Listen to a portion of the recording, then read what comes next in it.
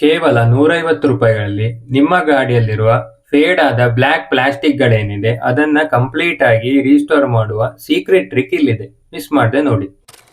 ಹೋದ ವಿಡಿಯೋದಲ್ಲಿ ಈ ಒಂದು ಕಾರ್ನ ಇಂಟೀರಿಯರ್ ಏನಿದೆ ಇದನ್ನ ಹೇಗೆ ಕಂಪ್ಲೀಟ್ ಆಗಿ ಮನೆಯಲ್ಲೇ ಕ್ಲೀನ್ ಮಾಡಬಹುದಂತ ನಾನೊಂದು ವಿಡಿಯೋ ಹಾಕಿದ್ದೆ. ಈ ವಿಡಿಯೋದಲ್ಲಿ ಈ ಒಂದು ಗಾಡಿಯೊಳಗಿರೋ ಪ್ಲಾಸ್ಟಿಕ್ ಪಾರ್ಟ್ಸ್ ಏನಿದೆ ಇದನ್ನ ನಾವು ಹೇಗೆ ಪ್ರೊಟೆಕ್ಟ್ ಮಾಡಬಹುದಂತ ನೋಡೋಣ. ನಾರ್ಮಲ್ ಆಗಿ ನಾವು ಕಾರನ್ನ ಪರ್ಚೇಸ್ ಮಾಡಿ ಕೆಲವು ವರ್ಷಗಳ ನಂತರ ಈ ಒಂದು ಪ್ಲಾಸ್ಟಿಕ್ ಪಾರ್ಟ್ಸ್ ಏನಿದೆ ಅಂದ್ರೆ ಈ ಒಂದು ಡ್ಯಾಶ್ ಬೋರ್ಡ್ ಆಗಿರ್ಬೋದು ಅಥವಾ ಎದುರುಗಡೆ ಇರುವ ಬಂಪರ್ ಅಲ್ಲಿರುವ ಪ್ಲಾಸ್ಟಿಕ್ ಆಗಿರ್ಬೋದು, ಸೊ ಅದು ಬ್ಲ್ಯಾಕ್ ಇರೋದು ಹೋಗಿ ಗ್ರೇ ಕಲರ್ ಆಗ್ತಾ ಬರುತ್ತೆ, ಅಂದ್ರೆ ಅದು ಫೇಡ್ ಆಗಿಬಿಡತ್ತೆ. ಗಾಡಿಯ ಲುಕ್ ಏನಿದೆ ಅದು ಕಂಪ್ಲೀಟ್ ಆಗಿ ಹಾಳಾಗತ್ತೆ. ಅಂದ್ರೆ ಹೊಸ ಗಾಡಿಯಲ್ಲಿ ಆ ತರ ಫೇಡೆಡ್ ಪ್ಲಾಸ್ಟಿಕ್ ನೋಡಿದವಾಗ ಗಾಡಿ ಹಳೇದಾಗಿ ಕಾಣಿಸುತ್ತೆ. ಸೊ ಈ ಒಂದು ಡ್ಯಾಶ್ ಬೋರ್ಡ್ ಮೇಲಿರೋ ಪ್ಲಾಸ್ಟಿಕ್ಸ್ ಏನಿರುತ್ತೆ ಇದು ಯಾವ ಕಾರಣಕ್ಕಾಗಿ ಫೇಡ್ ಆಗತ್ತೆ ಅಂತ ನೋಡೋಣ. ಸೊ ನಾವು ಕಾರನ್ನ ಬಿಸಿಲಲ್ಲಿ ಪಾರ್ಕಿಂಗ್ ಮಾಡಿದವಾಗ ಆ ಸೂರ್ಯನ ಬಿಸಿ ಶಾಖದಿಂದ ಏನಾಗುತ್ತೆ ಹೇಳಿದ್ರೆ ಈ ಒಂದು ಪ್ಲಾಸ್ಟಿಕ್ಗಳು ಸ್ಲೋಲಿ ಫೇಡ್ ಆಗೋಕೆ ಸ್ಟಾರ್ಟ್ ಆಗುತ್ತೆ. ಸೊ ಅದರಿಂದ ಏನಾಗತ್ತೆ ಕೇಳಿದ್ರೆ ಇದ್ರ ಮೇಲೆ ಇರುವ ಬ್ಲ್ಯಾಕ್ ಕಲರ್ ಏನಿದೆ ಅದು ಕಂಪ್ಲೀಟ್ ಫೇಡ್ ಆಗಿ ಗ್ರೇ ಆಗಿಬಿಡತ್ತೆ. ಇದು ಸ್ಟಾರ್ಟಿಂಗ್ ಸ್ಟೇಜ್ ಅಲ್ಲಿ ಇರುವಾಗಲೇ ನಾವು ಅದನ್ನ ಟ್ರೀಟ್ ಮಾಡಿದ್ರೆ ಆ ಒಂದು ಪ್ಲಾಸ್ಟಿಕ್ ಅನ್ನ ನಾವು ರಿಸ್ಟೋರ್ ಮಾಡಬಹುದು. ತುಂಬಾ ಗ್ರೇ ಆಗಿದ್ರೆ ನಾವು ಅದನ್ನ ಏನು ಮಾಡೋಕ್ ಆಗೋದಿಲ್ಲ. ನಿಮ್ಮ ಎದುರಿಗೆ ನಾನು ಒಂದು 3 ಬಾಟಲ್ಸ್ ಅನ್ನ ಇಟ್ಟಿದ್ದೀನಿ. ಸೊ ಇದು ವೇಬೆಕ್ಸ್ ಆಟೋ ಕೇರ್ ಅವರಿಂದ ಬರುವಂತ 3 ಪ್ರಾಡಕ್ಟ್ಸ್ಗಳು. ಸೊ ಇದರಲ್ಲಿ ಮೊದಲನೇದಾಗಿ ನಿಮಗೆ ಒಂದು air freshener and bad smell remover ಅಂತ ಒಂದು ಸ್ಪ್ರೇ ಬರುತ್ತೆ. ಇನ್ನೊಂದು dashboard and leather conditioner and protectant ಅಂತ ಬರುತ್ತೆ. ಇನ್ನೊಂದು normal windshield washer fluid. So ಆ ವಿಂಡ್ಶೀಲ್ಡ್ ವಾಷರ್ ಫ್ಲೂಯಿಡ್ ಏನಿದೆ ಅದನ್ನ ನಾನು ಆಲ್ರೆಡಿ ಯೂಸ್ ಮಾಡಿದ್ದೀನಿ, ಸೊ ಅದು ಖಾಲಿಯಾಗಿದೆ. ಇವೆರಡನ್ನ ನಾವು ಹೇಗೆ ಯೂಸ್ ಮಾಡೋದಂತ ನೋಡೋಣ. ಈ ಒಂದು dash board and leather protect ಅನ್ನ ಯೂಸ್ ಮಾಡೋದು ತುಂಬಾನೇ ಈಸಿ.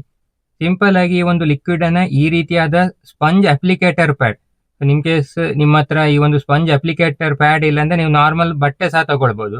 ಅದರಲ್ಲಿ ಸ್ವಲ್ಪ ಅಮೌಂಟ್ ಅನ್ನ ಹಾಕಿ ಈ ಒಂದು ಡ್ಯಾಶ್ ಬೋರ್ಡ್ ಮೇಲೆ ಇದನ್ನ ಉಜ್ಜಿದ್ರೆ ಅಲ್ಲಿಗೆ ಆ ಒಂದು ಡ್ಯಾಶ್ ಬೋರ್ಡ್ ಏನಿದೆ ಸೇಫ್ಲಿ ರೀಸ್ಟೋರ್ ಆಗುತ್ತೆ. ಸೊ ನಾನು ಈ ಒಂದು ಡ್ಯಾಶ್ ಬೋರ್ಡ್ ಪಾಲಿಶ್ ಅನ್ನ ಈ ರೀತಿಯಾದ ಒಂದು ಸ್ಪಾಂಜ್ ಅಪ್ಲಿಕೇಟರ್ ಪ್ಯಾಡ್ ಮೇಲೆ ಹಾಕೊಂಡಿದ್ದೀನಿ. ಸ್ವಲ್ಪ ಸಾಕಾಗತ್ತೆ ಇಡೀ ಒಂದು ಡ್ಯಾಶ್ ಬೋರ್ಡ್ ಅನ್ನ ಕವರ್ ಮಾಡ್ಲಿಕ್ಕೆ.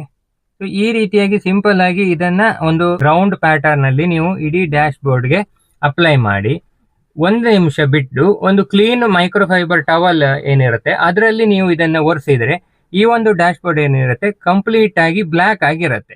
ಈ ರೀತಿಯಾದ ಡ್ಯಾಶ್ ಬೋರ್ಡ್ ಪಾಲಿಶ್ ಅನ್ನ ನಾವು ಗೇರ್ ಹಾಗೂ ಸ್ಟೇರಿಂಗ್ ನ ಮೇಲೆ ಯೂಸ್ ಮಾಡಲೇಬಾರದು.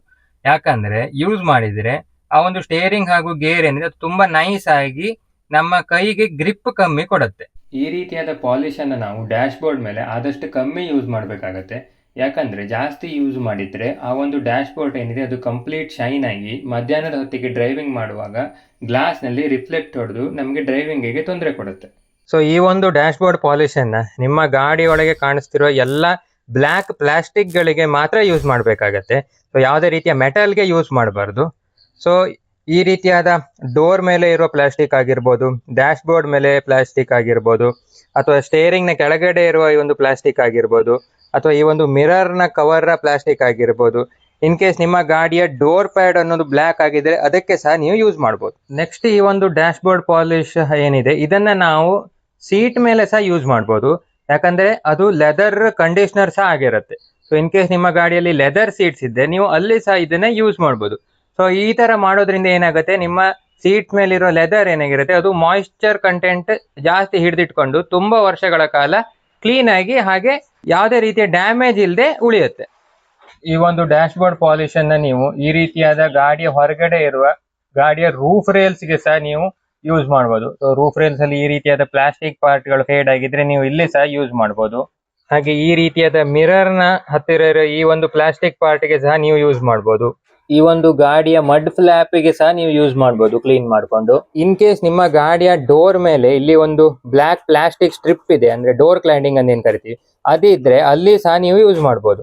ನೆಕ್ಸ್ಟ್ ಆ ಒಂದು ಪಾಲಿಶ್ ಅನ್ನ ನಾವು ಈ ರೀತಿಯಾದ ಬಂಪರ್ ಮೇಲ್ಗಡೆ ಇರುವ ಈ ಒಂದು ಪ್ಲಾಸ್ಟಿಕ್ ಗೆ ಸಹ ಯೂಸ್ ಮಾಡಬಹುದು. ನೆಕ್ಸ್ಟ್ ಈ ಒಂದು ಕಿಟ್ ನಲ್ಲಿ ಈ ರೀತಿಯಾದ ಒಂದು air fresher and bad smell remover ಅಂತ ಬರುತ್ತೆ.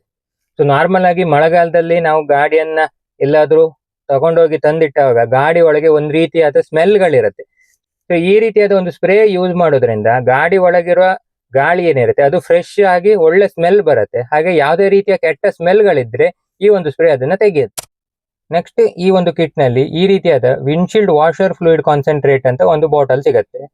ಸೊ ಇದು ಬ್ಲೂ ಕಲರ್ ಲಿಕ್ವಿಡ್ ಆಗಿರುತ್ತೆ. ಸೊ ನಾನು ಆಲ್ರೆಡಿ ಇದನ್ನು ಯೂಸ್ ಮಾಡಿ ಆಗಿದೆ. ಸೊ ಇದನ್ನ ನೀವು ನಿಮ್ಮ ಗಾಡಿಯ ವಾಷರ್ ಫ್ಲೂಯಿಡ್ ಟ್ಯಾಂಕ್ ಏನಿದೆ ಗಾಡಿಯ ಬಾನೆಟ್ ಒಳಗಡೆ ಅಲ್ಲಿ ಇದನ್ನ ಫಿಲ್ ಮಾಡಿ, ಅದಕ್ಕೆ ಉಳಿದ ಭಾಗವನ್ನು ನೀರಿಂದ ಫಿಲ್ ಮಾಡಿದ್ರೆ, ಸೊ ಮಳೆಗಾಲದಲ್ಲಿ ಅಥವಾ ಗಾಡಿಯ ಗ್ಲಾಸ್ ಏನಿದೆ ಅದು ಕಂಪ್ಲೀಟ್ ಧೂಳಾದವಾಗ ನಾವು ಈ ರೀತಿಯಾದ ಒಂದು ಲಿಕ್ವಿಡ್ ಅನ್ನ ಸ್ಪ್ರೇ ಮಾಡ್ಕೊಂಡು ಗಾಡಿಯ ಗ್ಲಾಸ್ ಅನ್ನ ಕ್ಲೀನ್ ಮಾಡಿದ್ರೆ ಗ್ಲಾಸ್ ಅನ್ನೋದು ತುಂಬಾ ಕ್ರಿಸ್ಟಲ್ ಕ್ಲಿಯರ್ ಆಗಿರುತ್ತೆ. ಫೈನಲ್ ಆಗಿ ಈ ಒಂದು ಕಿಟ್ ನ ಪ್ರೈಸ್ ಏನಂತ ನೋಡೋದಾದ್ರೆ, ಸೊ ನಾನ್ ಪರ್ಚೇಸ್ ಮಾಡಿದವಾಗ ಇದಕ್ಕೆ 150 ರುಪೀಸ್ ಇತ್ತು. ಸೊ ಇಲ್ಲಿ ನಿಮ್ಗೆ 100 ml ನ 3 ಬಾಟಲ್ಗಳು ಸಿಗತ್ತೆ. ಸೊ ಅಂದ್ರೆ ಪರ್ ಬಾಟಲ್ 50 ರೂಪಾಯಿ ಲೆಕ್ಕದಲ್ಲಿ ಬೀಳತ್ತೆ. ಸೊ ಈ ರೀತಿಯಾಗಿ ಚೀಪ್ ಆಗಿ ನಾವೇ ಮನೆಯಲ್ಲಿ ನಮ್ಮ ಕಾರ್ನ ಇಂಟೀರಿಯರ್ ಪಾಲಿಶಿಂಗ್ ಅನ್ನು ಮಾಡ್ಕೋಬಹುದು. ಇದಾಗಿತ್ತು ಈ ಹೊತ್ತಿನ ವಿಡಿಯೋ. ಸಿಗೋಣ ನೆಕ್ಸ್ಟ್ ವಿಡಿಯೋದಲ್ಲಿ. ಅಲ್ಲಿವರೆಗೂ ಟೇಕ್ ಕೇರ್, ಬಾಯ್.